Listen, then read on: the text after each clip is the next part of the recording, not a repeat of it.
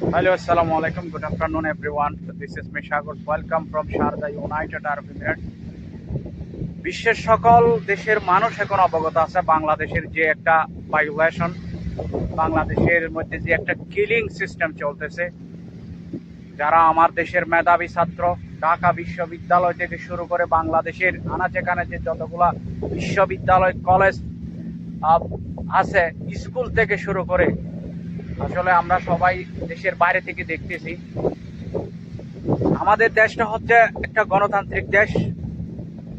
আমরা যেটা গণতান্ত্রিক দেশ বলতে বুঝি, আপনি একটা গণতান্ত্রিক দেশের মধ্যে আপনি আন্দোলন করতে পারবেন, যে কোনো বিষয়ে আপনি অধিকারের জন্য, আপনার অধিকারের জন্য আপনি আন্দোলন করতে পারবেন। এর মানে এই নয় যে আপনি আপনার পুলিশ দিয়ে সবার সামনে রাস্তার মাঝখানে শুট করে দিবেন, শহীদ করবেন। এই পর্যন্ত 30-এর উপরে আমাদের ভাই বোনরা শহীদ হয়েছেন। আমি তাদের প্রতি গভীর শ্রদ্ধা জানাচ্ছি। এবং যে কোটা সিস্টেম, আর আসলে কোটা সিস্টেমটা আসলে 2018 সালে একবার আন্দোলন হয়েছিল। এখন 2024 এসে আবার হাইকোর্ট আবার ওই কোটাকে, যেটা সরকারের পক্ষ থেকে একটা আবেদন করা হয়েছিল, এটাকে আবার পুনর্বহাল করেছে, যার কারণে আবারই এই কোটা সংস্কারটা বা আন্দোলন, যেটা বৈষম্য বিরোধী আন্দোলন দেখতেছেন আপনারা, এটা আবার হচ্ছে। বর্তমান সময়ে আমি একটা সমুদ্রের পাশে আছি, আমি অন ডিউটিতে আছি। তো চিন্তা করলাম একটু দাঁড়াইছি এই খেজুর গাছের নিচে, তো আপনাদেরকে একটা ভিডিও শেয়ার করি। গতকাল থেকে আমাদের দেশে বিদ্যুৎ থেকে শুরু করে ইন্টারনেট, ব্রডকাস্টিং, সব ধরনের বা সোশ্যাল মিডিয়া, সব কিছু থেকে সবাইকে বিচ্ছিন্ন করা হয়েছে। আমরা প্রবাসী, আমরা দূর প্রবাসে থাকি, আমরা আমাদের পরিবারের সাথে যোগাযোগ করতে পারতেছি না, আমাদের পরিবারের সাথে কথা বলতে পারতেছি না।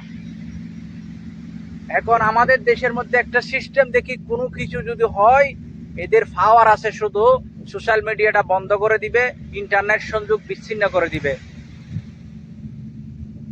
আমার ভিডিওটা যে দেখবেন, হয়তো বিভিন্ন দেশের মানুষে দেখবেন। আপনারা যে দেশে আছেন, এই দেশে এই ধরনের কোনো সিস্টেম আছে কিনা অবশ্যই কমেন্ট করে জানাবেন। আমার দেশ, আমার সোনার দেশ বাংলাদেশ, যেখানে একমাত্র এই সিস্টেমটা আছে। এই সরকার আপনার সকল বাহিনী, সকল শক্তি দিয়ে এই ছাত্রদেরকে প্রতিহত করতে ব্যর্থ হয়েছে। এর কারণ হচ্ছে, হয়তো সরকার নিজেও জানে 1952 সালের ভাষা আন্দোলনের মধ্যে প্রথম যে এই আন্দোলন বা ভাষার জন্য যে প্রথম আন্দোলন সৃষ্টি করেছিল, এগুলো হচ্ছে ঢাকা বিশ্ববিদ্যালয়ের ছাত্র। তার মানে আপনি বুঝে গেছে এটা ভয়ঙ্কর পরিস্থিতিতে পরিণত হতে যাচ্ছে, যে এটা সরকার বুঝে গেছে।